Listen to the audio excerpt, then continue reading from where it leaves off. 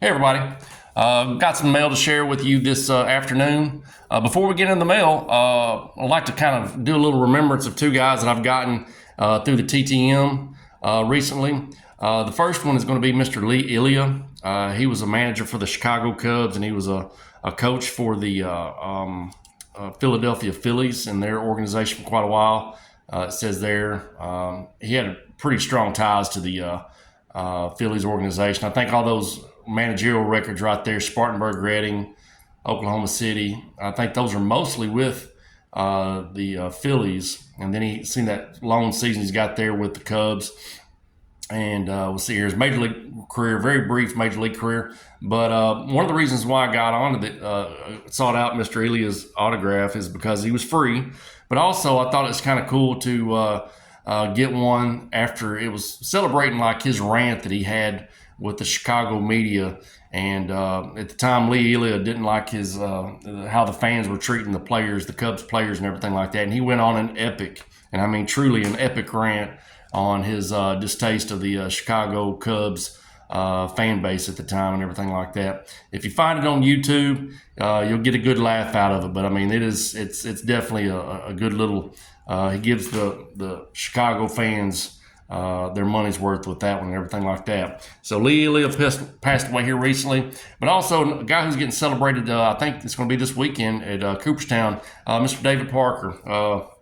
David Parker was my Dave Parker, excuse me, was my first favorite baseball player, and that was because he was in my first baseball glove. I had a Rawlings baseball glove. My first glove, it was a Dave Parker. So automatically by default, I followed Dave Parker in his career with the Pirates, the Reds, and the Toronto Blue Jays, the Milwaukee Brewers, the California Angels. I don't know if I'm missing any more there. This is his 1979 card. He was Hall of MVP in 1978 in the National League. So that was kind of the reason I got it. I also have his 1985 Topps card. Really sad that that Mr. Dave Parker is not able to go into the Hall.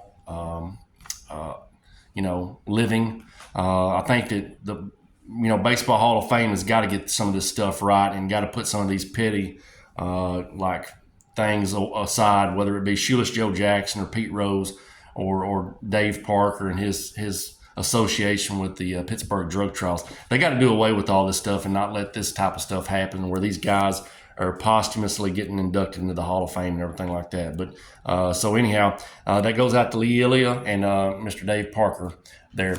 All right, let's get into the mail though. Got one that's a skip hop and a jump over the Mississippi River in Memphis. We got Phoenix. We got Sacramento, Denver, and one more out of Phoenix. So let's get this one out of Memphis first. I noticed that this guy was signing again on Pass Pros, and I had to hop on that because he is a part of the 1984 Detroit Tigers championship team, and this is Mr. Larry Herndon. Larry played from 1974 to 1988 with the Cardinals, Giants, and Tigers. Played majority of his career with the, I say the majority, but played a good portion of his career with the Tigers from 82 to 88. But he also had a pretty good long run there with the Giants in 76 and 81. And he had a little long spell in 1974 in a September call-up with the Cardinals. Anyhow, like I said before, he was part of the 1984 World Championship team. His career averages are 274. It was a career 274 batting average with 107 home runs with 550 RBIs. He was a Sporting News National League Rookie of the Year in 1976, and I didn't follow up to find out who the actual 1976 Rookie of the Year was. I don't know if that was. I don't think that was Bate McBride, I'd have to look that up. And he was the Willie Mack Award in 1981. And I looked up what the Willie Mack Award because I wasn't very sure what that was, but that was the most inspirational player for the Giants. And I dug a little deeper on that, and there's actually been a couple of players who were multiple winners of the Willie Mack. Bernie Molina, J.T. Snow, and Mike Krukow. I know Mike Krukow as he was a longtime Giant, and I think he's an announcer with them on the TV now.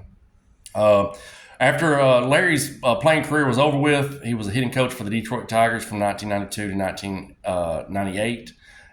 He was a roommate with Randy Poffo, also known as Randy Macho Man Savage. So I thought that was pretty cool there of Mr. Larry Herndon. As you can see there, he's got quite a career there out of Memphis. He played for my Arkansas Travelers back in 1974 in 132 games. He batted 285 with 50 stolen bases. I read in the Wikipedia bio that they were kind of grooming him to become like the next Lou Brock. So I don't know if that really actually happened, because as you can see on the stolen base totals, he never even got more than 20 at that point in time in his career and everything like that. So he probably had some speed. He probably maybe got hurt or something like that.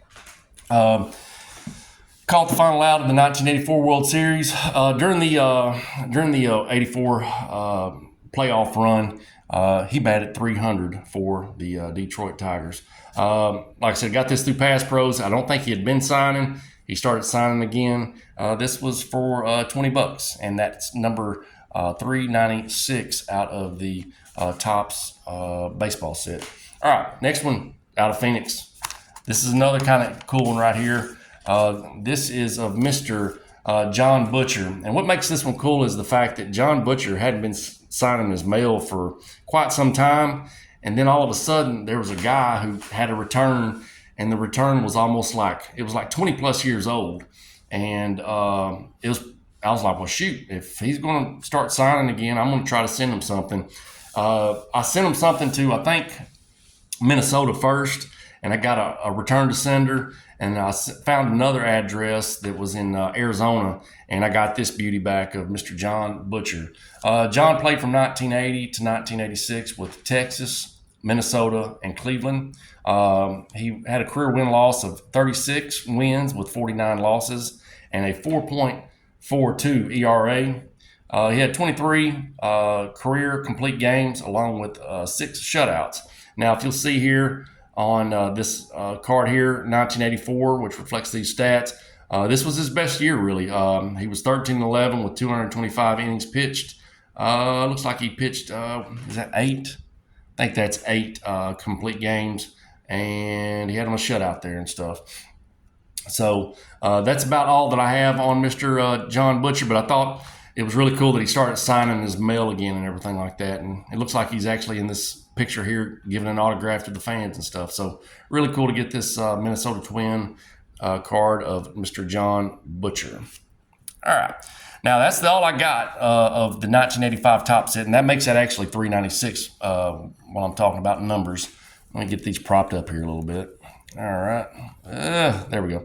That's 397. Now, these last three are just other cards from other sets and everything like that that actually I've got from repacks, and then the last one's kind of a special treat. All right. This one right here is off of a repack that I got out of Walgreens of a 1977 Jim Barr. And you can see I'm not a big fan of getting cards that already have a facsimile signature on it, but I was like, I couldn't pass it up, and Jim Barr signs, and that was pretty much the only card I have of his. So I sent it off to Sacramento.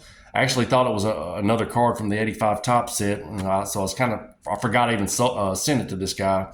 But anyhow, this is Jim Barr, and Jim Barr played for the Giants from 1971 to 1978. Picked up with the California Angels from 79 to 80. He was out of baseball back in 1981 dealing with arm injuries and just inconsistencies and whatnot. And then he got picked back up by the Giants and to finish off his career in 1982 and 1983. He's got a career win-loss record of 101 wins with 112 losses. He's got 64 career complete games with 20 shutouts and 12 saves. I think his ERA was 3.56. And he is a member of the San Francisco Giants Wall of Fame. One of the most notable little things that happened in his career is he retired 41 consecutive batters, which was a Major League Baseball record at the time. That was later tied by Bobby Jenks, the Bobby Jenks that has recently passed away. And also, it was broken by probably a teammate of Bobby Jenks, Mark Burley. Mark Burley he had a sneaky good career and everything like that. And then also by Yasmiro Pettit and whatnot. So, and that is pretty much it. And it was done over the course of 2 games. And yeah, this is Mr. Jim Barr out of a repack through normal TTM channels at his house for free. And that John Butcher was free, and Larry Herndon was pass pros. All right, moving on along. All right, as y'all all know, in my previous video, I said I'd gone to Denver, Colorado. Well, I was doing some research on the Denver team, and you didn't really have to do much research to know that the Colorado Rockies are not that good this year. But I noticed that one of the guys on the TV broadcast was this guy here, Mr. Jim Houston. And I knew I had a card of his from one of the repacks, and I thought I'd go out and say, well, you know what? For the sake of the vacation, I'm going to go out and send one to Denver and get me an autograph of Jeff Houston. Jeff Houston, excuse me. Jeff played from 1988 to 2000.